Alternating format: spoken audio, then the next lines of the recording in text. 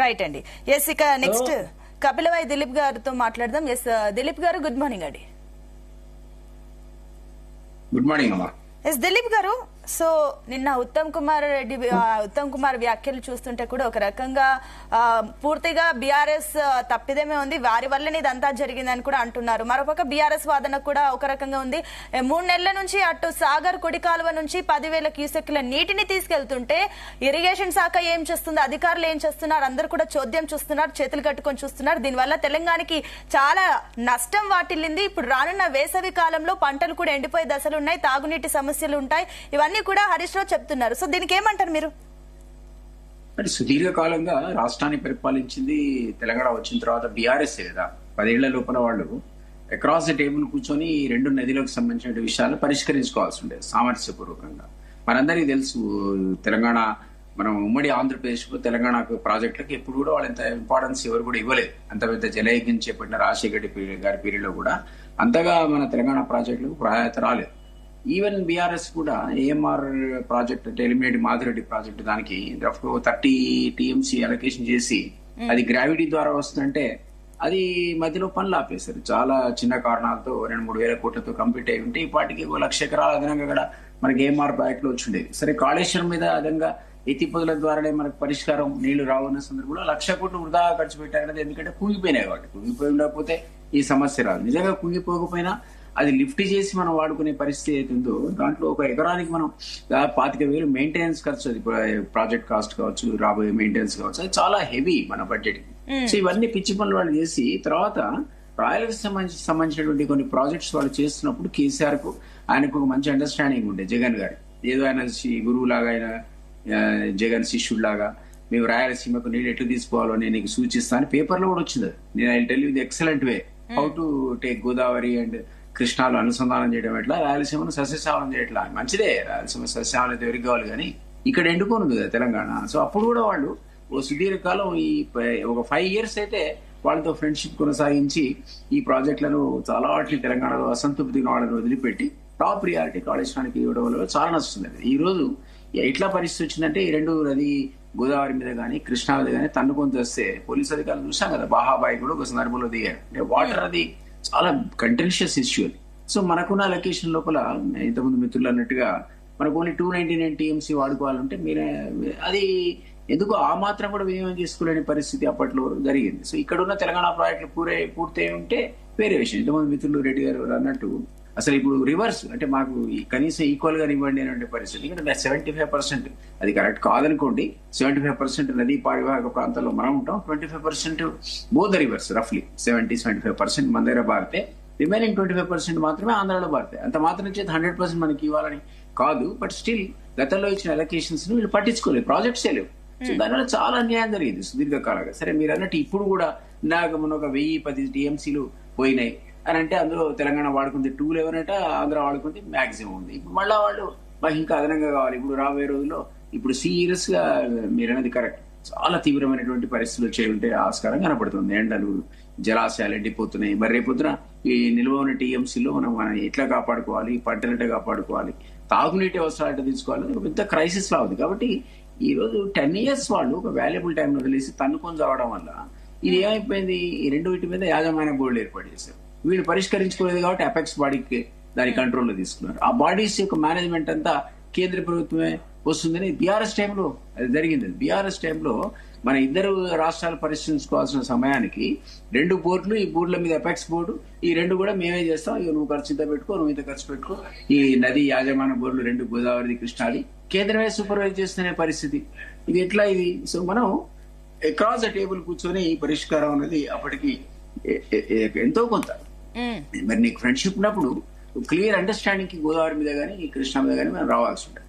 గోదావరి మీద స్కోప్ ఎక్కువ ఉంది, కృష్ణాలో తక్కువ ఉంది కదా. మనకు ఆల్మోస్ట్ ఆంధ్ర ప్రాజెక్టు మరో ప్రాజెక్టు కలిపి మనకు అలగేషన్ ఉన్నటువంటి 811 టీఎంసీ ఆల్రెడీ అయిపోయినాయి, వర్చువల్లీ అయిపోయినాయి. అదనంగా స్కోప్ లేదు.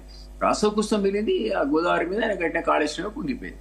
ఓకే అండి, అంటే దిలీప్ గారు మీరు చెప్తున్నట్లు ఫైన్, అదంతా పాయింటే, కానీ ఇదంతా ఇప్పుడు ఆల్రెడీ బీఆర్ఎస్ అంటుంది సరే 10 ఏళ్ల కాలంలో మేము చేయింది సరే అది ఓకే పక్కన పెడితే ఈ 3 నెలలలో మరి సాగర్ కుడికాలువ నుంచి 10,000 క్యూసెక్ల నీరు వెళ్ళిపోతుంది, ఏపీ తీసుకుని వెళ్తుంది, మీరు ఏం చేస్తున్నారు? గతంలో అసెంబ్లీలో కూడా హరీష్ రావు ఈ రకంగా చెప్పారు.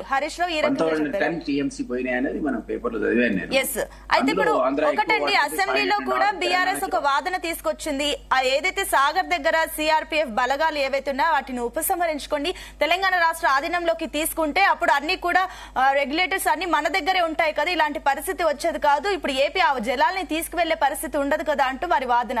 దీనికి ఏమంటారు? వాళ్ళ పీరియడ్ లో జరిగింది మేడం, అది మన పీరియడ్ లో కాంగ్రెస్ వచ్చిన 14 నెలల్లో జరిగిన కాదు ఇది. ఈ వివాదాల పరిష్కారణకు కేంద్రమే రెండిట్లో బోర్డు ఏర్పాటు చేసి మేమే వాటి పరిశీలిస్తాం, ఈ బోర్డులది మాదే, మీరు ఖర్చు మాత్రం మీకు ఇంత పంచుకోండి అంత పంచుకోండి అని ఏదో షేర్ ఇచ్చినట్టున్నారు. సో అది వాళ్ళ పీరియడ్ లో జరిగింది, వాళ్ళు అంగీకరించినట్టు కూడా పేపర్ లో ఉత్తమ్ కుమార్ అధికారులు మన ఇరిగేషన్ మినిస్టర్ వచ్చినప్పుడు లెటర్స్ కూడా రిలీజ్ చేశాడు. ఐఏఎస్ ఆఫీసర్ ఎవరు మేడం పోయి సంతకాలు పెట్టించిందని, అది కూడా మన పేపర్ లో లేఖతో సహా రిలీజ్ చేశారు. దీన్ని యాక్సెప్ట్ చేసింది తెలంగాణ గవర్నమెంట్ అని. We don't know why they did it, but నువ్వంటే నువ్వు అని ఇవ్వాల్సిన దేవుడు. యాక్చువల్లీ మీరు అన్నట్టు అది లాజికల్ గా ఒక కంక్లూజన్ కి వచ్చి ప్రాపర్ వేలో కనుక డిస్ట్రిబ్యూషన్ జరిగి ఉంటే అది వేరే పద్ధతి ఉండేది. ఎస్ డెఫినెట్లీ నేను కూడా చదివే పేపర్ లో 1010 TMC ఈ మధ్య కాలంలో పోతే ఆంధ్ర 600 పైగా వాడుకుందని, తెలంగాణ ఓన్లీ 211 TMC వాడుకుందని కనపడ్డది. ఇంతకుముందు నేను జస్ట్ మార్నింగ్ న్యూస్ లో చదువుతుంటే చంద్రబాబు గారు అసలు మేము కృష్ణాలో కానీ గోదావరిలో కానీ వాడుకున్న నీళ్ళని కూడా వృధాగా సముద్రంలో పోతుంటే వాడుకున్నాం, అది అదర్వైజ్ వేస్ట్ గా పోయేవని ఆయన చెప్తున్నాడు. మరి నువ్వు వేస్ట్ గా పోతాయో ఇక్కడ నువ్వు ఆపుకుంటే నీకు మనకి వస్తాయో, మరి ఆ ప్రాజెక్టులు ఏంటి, అది ఎందుకు కంప్లీట్ కాలేదు, అప్పుడు జరిగిన 10 ఏళ్లు ఎందుకు మీరు ఆ క్రూషియల్ పీరియడ్ ని వేస్ట్ చేశారు, ప్రాపర్ యూటిలైజేషన్ ఇంక్లూడింగ్ డిస్ట్రిబ్యూషన్ మీద ఒక క్లారిటీ లేకుండా ఇవన్నీ ట్రిబ్యునల్స్ కు పోతాయి, గందరగోళం. అది త్వరగా తేలే సమస్యలు కాకపోయినా చిత్తశుద్ధితో పనిచేసినట్టుగైతే టీఆర్ఎస్ గవర్నమెంట్ అనిపించలేదు. పక్కకున్నటువంటి ఎగ్జాక్ట్లీ దిలీప్ గారు మీరు చెప్పినవన్నీ పాయింటే, కానీ ఇప్పుడు ఏదైతే బీఆర్ఎస్ గవర్నమెంట్ గత ప్రభుత్వం ఏదైతే ఇదంతా తప్పిదాలు కూడా జరిగాయి ఇవన్నీ కూడా పక్కన పెడితే ఇప్పుడు సోషల్ మీడియా వేదిక కానివ్వండి సామాన్య ప్రజానికం కూడా ఈ రోజు కాంగ్రెస్ ప్రభుత్వాన్ని అడుగుతుంది, సరే ఈ వచ్చిన సంవత్సరం కాలం మీరేం చేశారు, ఏం చేయబోతున్నారు, ఇప్పుడు మళ్ళీ కేఆర్ఎంబి బోర్డు మీటింగ్ జరగబోతుంది, ఈసారి అనే పరిష్కారం కాంగ్రెస్ ప్రభుత్వం చూపిస్తుందా? ఏదో ఒక ఆశతో బీఆర్ఎస్ ప్రభుత్వాన్ని కాదని కాంగ్రెస్ ప్రభుత్వాన్ని గద్దెనెక్కించాం కాబట్టి ఈ కాంగ్రెస్ ప్రభుత్వం ఏమైనా చేస్తుందా మాకు అన్న ఆశతో ప్రజలు చూస్తున్నారు. దీనికి ఏమంటారు? ఈరోజు ఏం చేస్తారు, పరిష్కారం ఏం చూస్తారు? అధికారంలో మేమే ఉన్నాం కాబట్టి ఈ బాధ్యత మాదే.